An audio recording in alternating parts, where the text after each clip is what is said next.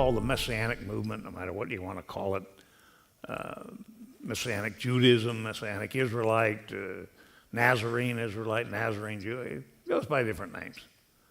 To some, it's called Messianics. Messianics. And there may be some good reasons for that.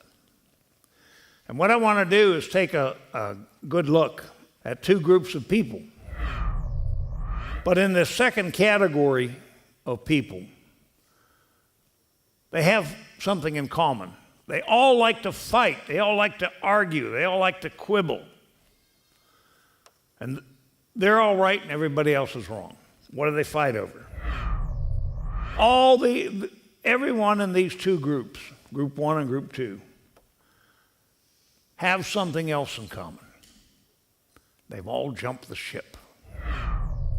Somebody gave me a book put out by the Jews for Jay, and it was all about the Jewish holidays. I don't like the term holiday. 4th of July is a holiday, Labor Day is a holiday, Memorial Day, but Yahweh's times are holy days or set apart days. So anyhow, this was about the Jewish holidays. And normally when I get a book, I like to turn to the last page or read the last chapter so I know what I'm headed up. But I didn't do that this time.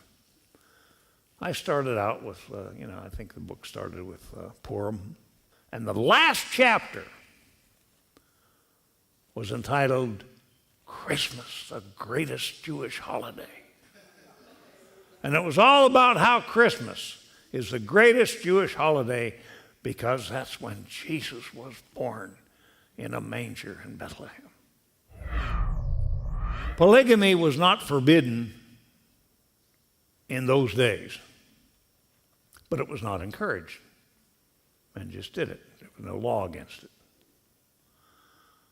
But if you want to go to the ideal marriage, you can go to the book of Genesis and look at the marriage between Yitzhak and Rivka, Isaac and Rebekah.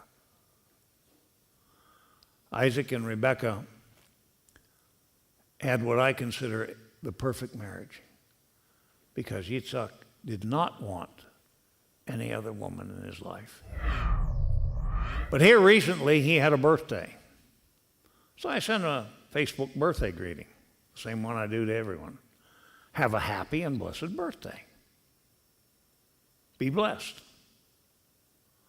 He sends me back a very terse message, uppercase letters, Happy, with a dash in between each letter. Happy is the name of the Egyptian god of the Nile, and you have no business saying the word happy. He chewed me out for it. And furthermore, if you're really a believer, you have no business wishing anyone a happy birthday, because birthdays are evil. Sorry. Those are the ultra-Orthodox. Let me tell you something. Nobody knows exactly and precisely how to pronounce the sacred names. Amen. Nobody. We think we do. Nobody knows exactly and precisely what calendar should be used. And we've decided to go by the Hillel 2 calendar. Now, we don't have any animosity or any axe to grind with anyone who goes by a different calendar. So that he who thinks he stands, let him take heed lest he fall. Brothers and sisters, we have to constantly be on our guard that we don't fall into the traps of these various doctrines that are out there. We can say, not me. There is no substitute for studying the Torah. That comes right after prayer. Prayer comes first, and then we must study the Torah. Not just read it, study it. I'll give you a good example of this in my closing, why it's important to study the Torah. This is why we need leadership, because situations will arise when we don't know what to do. And so we have to turn to our leaders. Now, he didn't say, well, I think we'll form a committee and we'll vote on it. He made the judgment. He made the decision And the same thing that Moshe did. But Moshe got his words directly from Almighty Yahweh. Moshe didn't form a committee. And if you walk contrary to me and refuse to obey me. Now that that phrase, walk contrary, caught my attention. In Hebrew, it's halak kari. Halak comes from halakah, the way to walk, the way we apply Torah. What does contrary mean? Well, opposition to, right? Rebellion, defiance. But there's another more subtle meaning. And this is what I mean when I say study the Torah. This is very important. Contrary, the word kari, can also mean casual. Casually.